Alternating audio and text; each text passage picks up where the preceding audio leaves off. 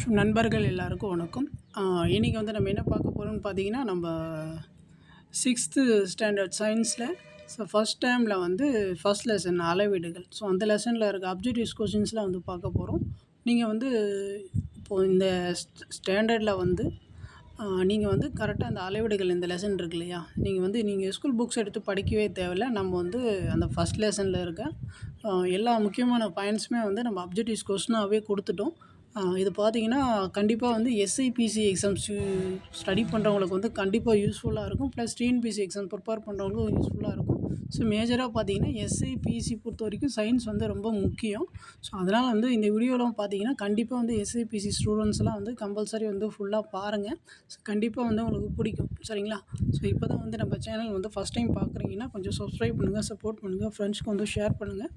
சரி, வாங்க இன்றைக்கி கொஸ்டின்ஸ் வந்து பார்ப்போம். ஃபஸ்ட் கொஸ்டின் பாருங்கள். ஸோ ஆபரணங்களின் எடையை அளக்க பயன்படுவது என்ன? ஸோ இதுக்கான ஆன்சர் பார்த்தீங்கன்னா, ஆப்ஷன் ஏ, ஸோ மின்னணு தராசு. சரிங்களா? ஸோ ஆபரணங்களின் எடையை அளக்க பயன்படுவது வந்து மின்னணு தராசு. அடுத்த கொஸ்டின் பாருங்கள். ஸோ எண் மதிப்பு மற்றும் அலகு என்ற இரு பகுதிகளை கொண்டது. ஸோ என்னன்னு பார்த்தீங்கன்னா, இதுக்கான ஆன்சர் வந்து ஆப்ஷன் பி, அளவீடு. அளவீடு பார்த்தீங்கன்னா, எண் மதிப்பு, அலகு என்ற இரு பகுதிகளை வந்து கொண்டு இருக்கும். அடுத்து பாருங்கள். தெரிந்த நிலையான நிறையோடு ஒரு தெரியாத பொருளின் நிறையுடன் ஒப்பிடுவதால் கிடைப்பது டேஷ் எனப்படும் அப்படின்னு சொல்லி கேட்டிருக்காங்க. இதுக்கான ஆன்சர் பார்த்தீங்கன்னா, ஆப்ஷன் ஏ, படித்தர நிறை. புரியுதா? அடுத்து பாருங்கள். பன்னாட்டு அழகுமுறை டேஷ் அழகு என அழைக்கப்படுகிறது. இதுக்கான ஆன்சர் பார்த்தீங்கன்னா, ஆப்ஷன் பி, எஸ்ஐ அழகுமுறை. பன்னாட்டு அழகுமுறையை வந்து நம்ம எஸ்ஐ அழகுமுறை அப்படின்னு சொல்லிட்டு நம்ம சொல்கிறோம். அடுத்து பாருங்கள். புவிப்பரப்பில் எடை டேஷுக்கு நேர்தகவில் இருக்கும் அப்படின்னு சொல்லி கேட்டிருக்காங்க. புவிப்பரப்பில் வந்து எடை வந்து எதுக்கு நேர்தகவில் இருக்கும்னு பார்த்தீங்கன்னா, நிறை, ஆப்ஷன் பி, நிறைக்கு நேர்தகவில் வந்து இருக்கும். அடுத்து பாருங்கள். 3 கூற்றுகள் வந்து கொடுத்துருக்காங்க. இதில் வந்து அதை கூற்றை படிச்சுட்டு எது சரியாக இருக்குது, எது தவறாக இருக்குது அப்படின்ற மாதிரி கேட்டிருக்காங்க. கூற்று 1 பாருங்கள். 10 மில்லிமீட்டர் என்பது 1 சென்டிமீட்டர் ஆகும் அப்படின்னு சொல்லி கொடுத்துருக்காங்க. கூற்று 2 பாருங்கள். முழு என்பது நீளத்தை அளவிடும் நம்பத்தகுந்த முறையாகும் அப்படின்னு கொடுத்துருக்காங்க. 3வது கூற்று பாருங்கள். எஸ்ஐ அலகு முறை என்பது உலகம் முழுவதும் ஏற்றுக்கொள்ளப்பட்ட ஒரு அலகு முறையாகும் அப்படின்னு சொல்லி கொடுத்துருக்காங்க. 6வதுக்கு பார்த்தீங்கன்னா, என்னென்னு பார்த்தீங்கன்னா, கூற்று 1, 3 சரி, ஆப்ஷன் ஏ. 1, 3 வந்து சரியாக இருக்குது. கூற்று 1, 3 வந்து சரியாக இருக்குது. 2 வந்து தவறாக இருக்குது. சரிங்களா? அடுத்து பாருங்கள். 7வது கொஷின் பாருங்கள். ஒரு கன சென்டிமீட்டர் நீரின் எடை என்ன அப்படின்னு சொல்லி கேட்டிருக்காங்க. ஒரு கன சென்டிமீட்டர் நீரின் எடை வந்து ஆப்ஷன் டி, 1 கிராம். ஒரு கன சென்டிமீட்டர் நீரின் எடை வந்து 1 கிராம். அடுத்து பாருங்கள். கொடுத்துருக்காங்க டேஷ், இந்த கொடுத்துருக்காங்களா, 1, 10, 100, 1000, 10,000, லட்சம், 10 லட்சம், கோடி, 10 கோடி, 1 பில்லியன். 1 பில்லியன் நானோமீட்டர் இருந்தால் டேஷ் மீட்டர் அது மாதிரி கேட்டிருக்காங்க. இதுக்கான ஆன்சர் பார்த்தீங்கன்னா, ஆப்ஷன் சி, 1 மீட்டர். சரிங்களா? அடுத்து பாருங்கள். 7,875 centimetre equal to dash metre அப்படின்னு சொல்லி கேட்டிருக்காங்க. இதுக்கான ஆன்சர் பார்த்தீங்கன்னா, option A, 78.75 metre equal to 7,875 centimetre. இப்போ 1 மீட்டர்னால் எத்தனை சென்டிமீட்டர்? இப்போ 1 மீட்டர்னால் நமக்கு தெரியும் 100 சென்டிமீட்டர். சரிங்களா? அடுத்து பாருங்கள். துல்லியமான எடையை காண உதவும் தராசு. இதுக்கான ஆன்சர் பார்த்தீங்கன்னா, நீங்கள் கெஸ் பண்ணுங்கள் பார்ப்போம். இப்போ துல்லியமான எடைன்னா நம்ம எதை வச்சு நம்ம கால்குலேட் பண்ணுவோம்? இப்போ நம்ம எல்லா கடையிலுமே நம்ம பார்த்துருப்போம். மளிகை கடை எல்லாமே நம்ம பார்த்துருப்போம். துல்லியமான எடையை காண உதவுது பார்த்தீங்கன்னா, மின்னணு தராசு. சரிங்களா? அடுத்து பாருங்கள். 1 centimetre equal to dash millimetre. இதுக்கான ஆன்சர் பார்த்தீங்கன்னா 10. எல்லாருக்கும் தெரிஞ்சது தான். அடுத்து பாருங்கள். சாய்வாக அளவிடுவதால் ஏற்படுவது என்ன அப்படின்னு சொல்லி கேட்டிருக்காங்க. ஸோ இதுக்கான ஆன்சர் பார்த்தீங்கன்னா ஆப்ஷன் சி பிழை. அடுத்து பாருங்கள், 1 kilometre dash centimetre. 1 kilometre dash centimetre. இதுக்கான ஆன்சர் பார்த்தீங்கன்னா 1,00,000 சென்டிமீட்டர். அடுத்து பாருங்கள், சர்க்கரை பொதுத்தராசு எலுமிச்சை சாறு என்ன அப்படின்னு சொல்லி கேட்டிருக்காங்க. இதுக்கான ஆன்சர் பார்த்தீங்கன்னா ஆப்ஷன் ஏ அளவுச்சாடி. அடுத்து பாருங்கள், ஸோ 7 மீட்டர் என்பது சென்டிமீட்டரில் 7 மீட்டர்னால் 700 சென்டிமீட்டர். இப்போ நமக்கு தெரியும் இல்லையா, 1 மீட்டர்னால் 100 சென்டிமீட்டர், 7 மீட்டர்னால் 700 சென்டிமீட்டர். அடுத்து பாருங்கள், ஒரு அளவை அளவிடும் முறைக்கு டேஷ் என்று பெயர் அப்படின்னு சொல்லி கேட்டிருக்காங்க. இதுக்கான ஆன்சர் பார்த்தீங்கன்னா ஆப்ஷன் சி அளவீடு. சரிங்களா? அடுத்து பாருங்கள், டேஷ் என்பது ஒரு பொருளில் உள்ள பருப்பொருளின் அளவு ஆகும் அப்படின்னு சொல்லி கேட்டிருக்காங்க. இதுக்கான ஆன்சர் பார்த்தீங்கன்னா ஆப்ஷன் சி அளவீடு. ஸோ அடுத்து பாருங்கள், மனித உடலின் இரத்தத்தின் அளவு டேஷ் லிட்டர் அப்படின்னு சொல்லி கேட்டிருக்காங்க. இதுக்கான ஆன்சர் வந்து ஆப்ஷன் பி தோராயமாக 5 லிட்டர். நம்ம வீடியோஸ் வந்து கண்டினியூஸாக பார்க்குறவங்க கொஞ்சம் சப்ஸ்கிரைப் பண்ணுங்கள், சப்போர்ட் பண்ணுங்கள், ஃப்ரெண்ட்ஸ்க்கு வந்து ஷேர் பண்ணுங்கள். ஸோ உங்களுக்காக தான் இவ்வளோ ஹார்ட் ஒர்க் பண்ணி நம்ம எடுத்து கொடுக்குறோம். ஸோ அதனால் வந்து நீங்கள் கொஞ்சம் ஃப்ரெண்ட்ஸுக்கு வந்து ஷேர் பண்ணுங்கள், கொஞ்சம் சப்ஸ்கிரைப் பண்ணுங்கள், சப்போர்ட் பண்ணுங்கள். ஸோ அடுத்த கொஷின் பாருங்கள். ஸோ அளவுகோலை பயன்படுத்தி நீளத்தை அளவிடும் போது உனது கண்ணின் நிலை டேஷ் இருக்க வேண்டும். ஸோ இதுக்கான ஆன்சர் பார்த்தீங்கன்னா ஆப்ஷன் பி அளவிடும் புள்ளிக்கு மேல் செங்குத்தாக. அடுத்து பாருங்கள், ஒரு நானோமீட்டர் என்பது டேஷ் மீட்டர். ஸோ இதுக்கான ஆன்சர் பார்த்தீங்கன்னா ஆப்ஷன் டி ஒரு நானோமீட்டர்னால் நானோமீட்டர் வேல்யூ என்னது 10⁻⁻9 தான் வந்து ஒரு நானோமீட்டர் அப்படின்னு சொல்லுவோம். அடுத்து பாருங்கள், திரவங்களுக்கு நிலையான டேஷ் இல்லை. 21வது. இதுக்கான ஆன்சர் பார்த்தீங்கன்னா ஆப்ஷன் டி வடிவம். அடுத்து பாருங்கள், ஒரு மரத்தின் சுற்றளவை அளவிட பயன்படுவது என்ன அப்படின்னு சொல்லி கேட்டிருக்காங்க. இதுக்கான ஆன்சர் பார்த்தீங்கன்னா ஆப்ஷன் ஏ அளவு நாடா. அடுத்து பாருங்கள், ஒரு அளவீட்டில் இருக்கும் இருபகுதிகள் என்ன. ஸோ இதுக்கான ஆன்சர் பார்த்தீங்கன்னா ஆப்ஷன் சி எண் மதிப்பு அழகு. அடுத்து பாருங்கள், 10⁻³ மீட்டர் என்பது என்ன அப்படின்னு சொல்லி கேட்டிருக்காங்க. இதுக்கான ஆன்சர் பார்த்தீங்கன்னா ஆப்ஷன் பி 1 மில்லி மீட்டர். அடுத்து பாருங்கள், சரியானதை தேர்ந்தெடு அப்படின்னு சொல்லி கேட்டிருக்காங்க.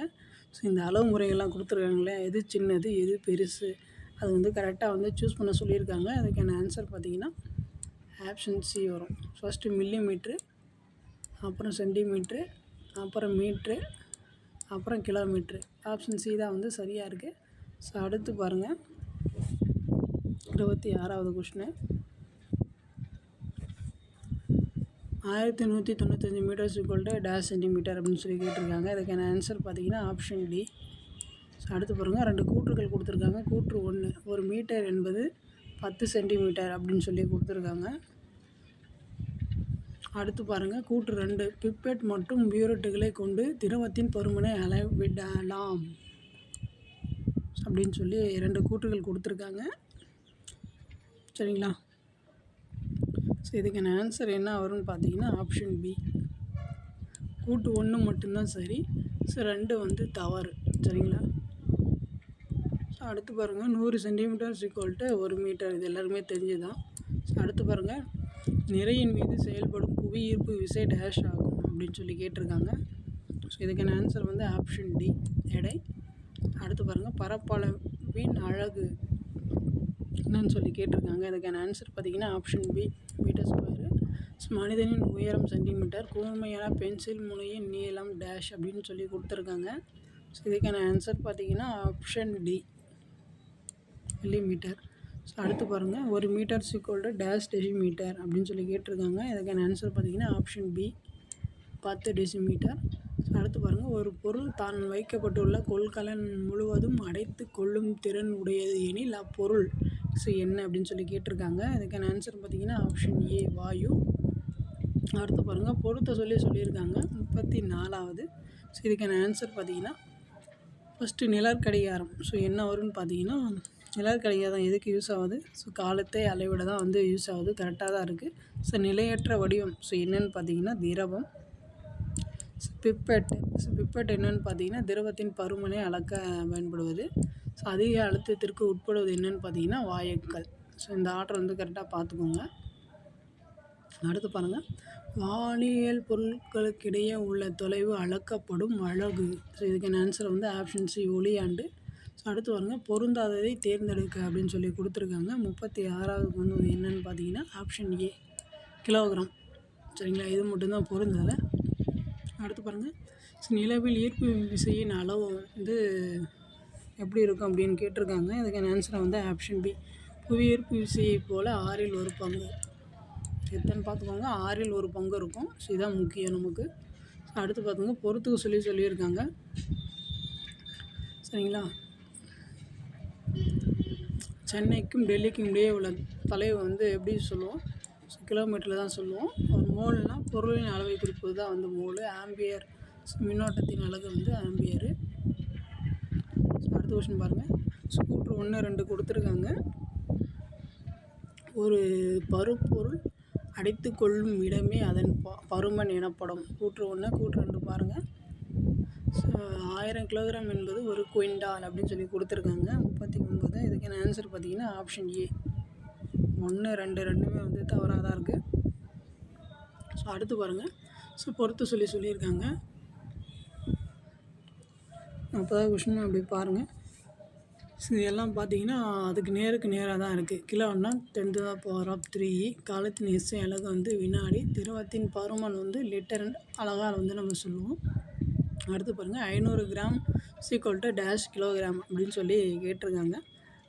இதுக்கான ஆன்சர் பார்த்திங்கன்னா ஆப்ஷன் ஏ 1/2 கிலோகிராமு இல்லை 0.5 கிலோகிராமு. நிலவில் பொருளின் எடை என்பது பூமியில் உள்ள எடையில் டேஷ் ஆகும் அப்படின்னு சொல்லி கேட்டிருக்காங்க. இதுக்கான ஆன்சர் பார்த்திங்கன்னா ஆப்ஷன் சி 1/6 பங்கு. இப்போ தான் பார்த்தோம் இல்லையா.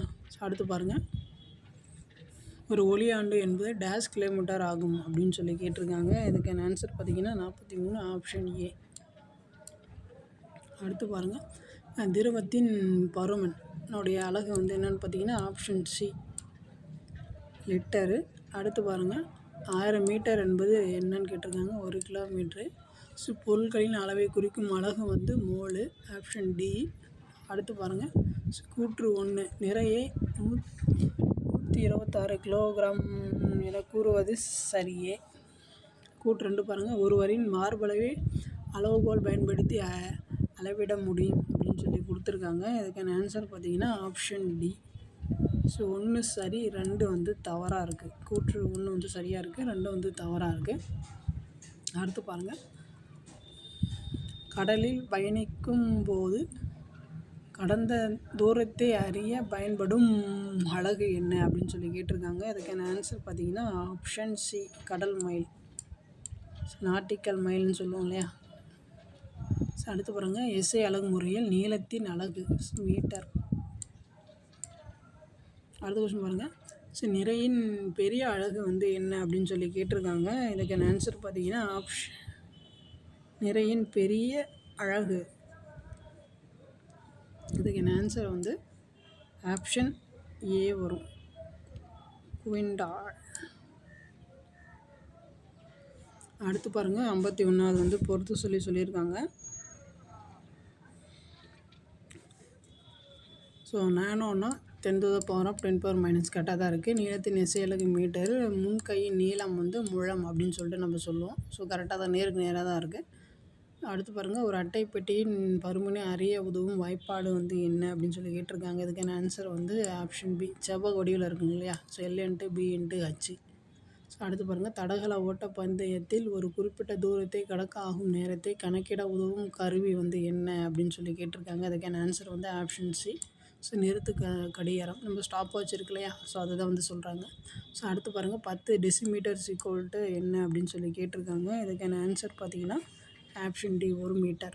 1 மீட்டர் = 10 டெசிமீட்டர். அடுத்து பாருங்கள், கூற்று 1 ஸோ நீர் இடப்பெயர்ச்சி முறை ஒரு ஒழுங்கற்ற திடப்பொருளின் பருமனை அறிய உதவுகிறது. கூற்று 2 ஒளிச்செறிவினை கேண்டிலா என்ற அலகினால் அறியலாம் அப்படின்னு சொல்லி கொடுத்துருக்காங்க. அதுக்கான ஆன்சர் வந்து ஆப்ஷன் சி. ரெண்டுமே வந்து சரியாக தான் இருக்குது. அடுத்து பாருங்கள், 56வது பால் ஈக்குவல் பால்னா லிட்ரு, காய்கறின்னா கிலோகிராமு. ஸோ ஆப்ஷன் ஏ தான் வந்து சரிங்களா. அடுத்து பாருங்கள், 1195 மீட்டர்ஸ் ஈக்குவல் டேஷ் கிலோமீட்டர் அப்படின்னு சொல்லி கேட்டிருக்காங்க. அதுக்கான ஆன்சர் வந்து ஆப்ஷன் பி 1.195. இதெல்லாம் பேசிக் கொஸ்டின். அடுத்து பாருங்கள், படித்தர நீளத்தை அளவிட பயன்படும் கம்பி டேஷ் உலோக கலவையால் ஆனது அப்படின்னு சொல்லி கேட்டிருக்காங்க. அதுக்கான ஆன்சர் பார்த்தீங்கன்னா ஆப்ஷன் டி பிளாட்டினம் ஏட்ரியம். அடுத்து பாருங்கள், மீட்டரின் பன்மடங்கு வந்து என்ன அப்படின்னு சொல்லி கேட்டிருக்காங்க. 59வது பார்த்தீங்கன்னா ஆப்ஷன் பி கிலோமீட்டர். அடுத்து பாருங்கள், எஸ் என்பதன் விரிவாக்கம் என்னன்னு கேட்டிருக்காங்க. ஸோ இதுக்கான ஆன்சர் பார்த்தீங்கன்னா option C international system of units. So SI என்பதன் விரிவாக்கம் வந்து international system of units. SI அலகு சொல்கிறோம் இல்லையா, ஸோ அதுதான். ஸோ அடுத்து பாருங்கள், ஸோ 1000 மில்லிமீட்டர்ஸ் ஈக்குவல் டேஷ் அப்படின்னு சொல்லி கேட்டிருக்காங்க. இதுக்கான ஆன்சர் வந்து ஆப்ஷன் சி 1 மீட்டர். அடுத்து பாருங்கள், நிறையின் எஸ்ஐ அலகு என்ன? ஸோ இதுக்கான ஆன்சர் வந்து ஆப்ஷன் பி கிலோகிராம். சரிங்களா, நிறையின் எஸ்ஐ அலகு வந்து கிலோகிராமு. அடுத்து வந்து பொறுத்துக்க சொல்லி கொடுத்துருக்காங்க. ஸோ இதுக்கான ஆன்சர் பார்த்திங்கன்னா ஃபஸ்ட்டு தொலைவு வந்து நம்ம கிலோமீட்டரில் வந்து குறிப்போமா, சுண்டு விரலின் நீளம் வந்து நம்ம சென்டிமீட்டர்லேயே குறிச்சிடலாம். ஸோ நிறைய வந்து நம்ம கிலோகிராம் தான் வந்து குறிப்போம். சரிங்களா, நோட் பண்ணிக்கோங்க. அடுத்து 45 கிலோமீட்டர் 33 மீட்டர்ஸ் ஈக்குவல் டேஷ் அப்படின்னு சொல்லி கேட்டிருக்காங்க. ஸோ இதுக்கான ஆன்சர் பார்த்திங்கன்னா ஆப்ஷன் சி 45,033 மீட்டர். ஸோ பின்வரும் நூற்றில் எது வழி அலகு அப்படின்னு சொல்லி கேட்டிருக்காங்க. இதுக்கான ஆன்சர் பார்த்திங்கன்னா ஆப்ஷன் பி பரப்பளவு. ஸோ அடுத்து பாருங்கள், நிறைய அளவிட பயன்படும் ஒரு கருவி என்ன அப்படின்னு சொல்லி கேட்டிருக்காங்க. ஸோ 66வது பார்த்திங்கன்னா ஆப்ஷன் டி. ஸோ 67வது பாருங்கள், அளவுகோலை கண்டறிந்தவர் யார் அப்படின்னு சொல்லி கேட்டிருக்காங்க. அதுக்கான ஆன்சர் பார்த்திங்கன்னா option D William Bedwell. So அடுத்து பாருங்கள், மின்னோட்டத்தை அளக்க உதவும் பன்னாட்டு அலகு வந்து என்ன அப்படின்னு சொல்லி கேட்டிருக்காங்க. இதுக்கான ஆன்சர் வந்து ஆப்ஷன் ஏ ஆம்பியர். அடுத்து பாருங்கள், கூற்று 1 கூற்று 2 கூற்று கொடுத்துருக்காங்க இல்லையா, பாருங்கள். பிரெஞ்சுக்காரர்களால் கண்டறியப்பட்ட அலகு முறை தான் வந்து மெட்ரிக் அலகு முறை அப்படின்னு சொல்லியிருக்காங்க. ஸோ அளவுகோலை கண்டறிந்தவர் வந்து வில்லியம் பெட்வெல். ஸோ இதுக்கான ஆன்சர் பார்த்திங்கன்னா ஆப்ஷன் பி. ரெண்டுமே வந்து சரியாக தான் இருக்குது. ஸோ அடுத்த கொஷின் பாருங்கள், கேண்டிலா என்பது ஒளிச்செறிவை குறிக்கும் அலகு தான் வந்து ஒளிச்செறிவை குறிக்கும் எஸ்ஐ அலகு தான் வந்து கேண்டிலா அப்படின்னு சொல்லுவாங்க. ஸோ அடுத்து பாருங்கள், ஸோ பின்வரும் அலகின் வந்து ஏறுவரிசைப்படுத்த சொல்லி கேட்டிருக்காங்க. ஸோ இதுக்கான ஆன்சர் பார்த்திங்கன்னா ஆப்ஷன் டி. சரிங்களா, அடுத்து பாருங்கள், சரியான விடையை தேர்ந்தெடுக்க. ஸோ கெல்வின் என்பது வெப்பநிலைக்கான அலகு கெல்வின். ஸோ அடுத்து பாருங்கள், 4 கிலோமீட்டர் ஈக்குவல் டேஷ் மீட்டர் அப்படின்னு சொல்லி கேட்டிருக்காங்க. இதுக்கான ஆன்சர் பார்த்திங்கன்னா 4 கிலோமீட்டர் ஈக்குவல் 5000 மீட்டர் அப்படின்னு சொல்லி கொடுத்துருக்காங்க. ஆனால் வந்து வராது, 4000 மீட்டர் தான் வரும். சரிங்களா, 1 கிலோமீட்டர்னால் 1000 மீட்ரு, இப்போ 4 கிலோமீட்டர்னால் 4000 கிலோமீட்ரு. ஸோ அப்போ இது வராது, 4000 கிலோமீட்டர் தான் வரும். அது வந்து கரெக்ஷன் பண்ணிக்கோங்க. ஸோ அடுத்து பாருங்கள், ஸோ பருமனின் அலகு வந்து என்ன அப்படின்னு சொல்லி கேட்டிருக்காங்க. இதுக்கான ஆன்சர் பார்த்திங்கன்னா option A centimetre cube. So அடுத்து பாருங்கள், பொறுத்துக்க. So nautical mile. So nautical mile வந்து கடல் பயண தொலைவு தான் வந்து நாட்டிக்கல் மைல்னு சொல்லுவோம். ஸோ ஆபரணங்கள். ஸோ 2வது பாருங்கள், ஆபரணங்கள் வந்து ஸோ மின்னணு தரஸ் வச்சு தான் இருக்கும். ஸோ நாடி துடுப்பு வந்து தோராயமான நேர அளவீடு வச்சு தான் நம்ம அளவிடுவோம். ஸோ அடுத்து பாருங்கள், ஸோ மெட்ரிக் முறை அலகுகள் மற்றும் திட்ட அலகுகள் யாரால் உருவாக்கப்பட்டது அப்படின்னு சொல்லி கேட்டிருக்காங்க. அதுக்கான ஆன்சர் வந்து ஆப்ஷன் ஏ பிரெஞ்சுக்காரர்கள். ஸோ அடுத்த கொஸ்டின் பாருங்கள், டேஷ் என்பது ஒரு அடிப்படை அளவு அப்படின்னு சொல்லி கேட்டிருக்காங்க. அதுக்கான ஆன்சர் வந்து ஆப்ஷன் டி நீளம். ஸோ L/B என்ற வாய்ப்பாடு குறிப்பது என்ன அப்படின்னு சொல்லி கேட்டிருக்காங்க. 78வது பார்த்தீங்கன்னா ஆப்ஷன் சி பரப்பளவு. ஸோ அடுத்து பாருங்கள், மெட்ரிக் முறை அலகுகள் அல்லது திட்ட அலகுகள் எந்த ஆண்டில் உருவாக்கப்பட்டது? இதுக்கான ஆன்சர் வந்து ஆப்ஷன் சி. ஸோ 1790. ஸோ அடுத்து பாருங்கள், ஒரு பொருளின் தோற்ற நிலையை இருவேறு பார்வை கோடுகளின் வழியே நோக்கும்போது தோன்றுவது என்ன அப்படின்னு சொல்லி கேட்டிருக்காங்க. அதுக்கான ஆன்சர் பார்த்திங்கன்னா இடமாறு தோற்றப்பிழை. ஸோ அடுத்து பாருங்கள், தானியங்கி வாகனங்கள் கடக்கும் தொலைவை கணக்கிட பயன்படும் கருவி வந்து என்ன அப்படின்னு சொல்லி கேட்டிருக்காங்க. ஸோ இதுக்கான ஆன்சர் வந்து ஆப்ஷன் ஏ, ஓடோமீட்டர். சரிங்களா? ஸோ அவ்வளோதான் வந்து இப்போ அளவீடுகள் லெசனில் இருந்து நம்ம எல்லா கொஷின்ஸும் வந்து கொடுத்துட்டோம். ஸோ உங்களுக்கு ஏதாச்சும் டவுட், ஏதாச்சும் ஃபீட்பேக் இருந்துச்சுன்னா வந்து நீங்கள் கமெண்ட்ஸ் பண்ணுங்கள், நம்ம வந்து ரெஸ்பான்ஸ் பண்ணுறோம். ஸோ இப்போ தான் வந்து நம்ம சேனல் வந்து ஃபஸ்ட் டைம் பார்க்குறீங்கன்னா கொஞ்சம் சப்ஸ்கிரைப் பண்ணுங்கள், சப்போர்ட் பண்ணுங்கள், ஃப்ரெண்ட்ஸ்க்கு வந்து ஷேர் பண்ணுங்கள். தேங்க்யூ.